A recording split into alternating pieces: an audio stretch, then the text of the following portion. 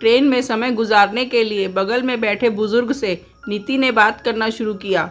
आप कहाँ तक जाएंगे दादाजी? इलाहाबाद तक, नीति ने मजाक में कहा। कुंभ लगने में तो अभी बहुत टाइम है, वहीं तट पर बैठकर इंतजार करेंगे कुंभ का। बेटी ब्याह लिए हैं, अब तो जीवन में कुंभ नहाना ही रह गया है। अच्छा, परिवार में कौन कौन है? कोई नहीं, बस बेटी थी, पिछले हफ्ते उसका ब्याह कर दिया। अच्छा, दामाद क्या करता है? वो हमारी बेटी से प्यार करता है, कहते हुए उन्होंने नम आंखें पंखे पर टिका दी।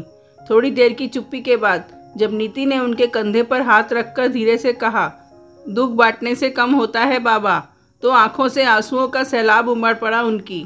थोड़ा शांत होने के बाद उन्होंने बताया। बेटी ने कहा, अगर उससे शादी नहीं हुई तो जहर खा लेगी। बिन माँ की बच्ची थी, उसकी खुशी के लिए सब कुछ जानते हुए भी मैंने हाँ कह दी और पूरे धूमधाम से शादी की व्यवस्था में जुट गया। जो कुछ मेरे पास था सब गहने जेवर आवभगत की तैयारियों में लगा दिया। तभी ऐन शादी के एक दिन पहले समधी पधारे और दहेज की मांग रख दी।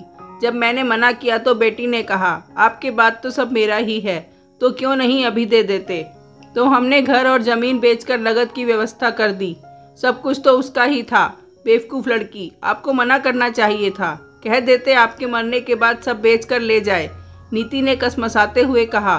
बुजुर्ग मुस्कुरा उठे। नीति के इस तर्क पर कोई बाप अपने सुख के लिए बेटी के गृहस्थी में कलेश नहीं चाहता बेटा।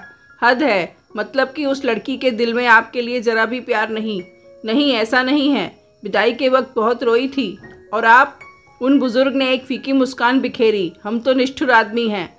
हमारी पत्नी सुधा, जब उसको हमारी गोद में छोड़कर अर्थी पर लेटी थी, उसकी लाश सामने रखी थी और तब भी हम रोने के बदले चूल्हे के पास बैठकर बेटी के लिए दूध गर्म कर रहे थे। आजकल के बच्चे नहीं समझ सकते एक पिता का प्रेम, त्याग और तकलीफ।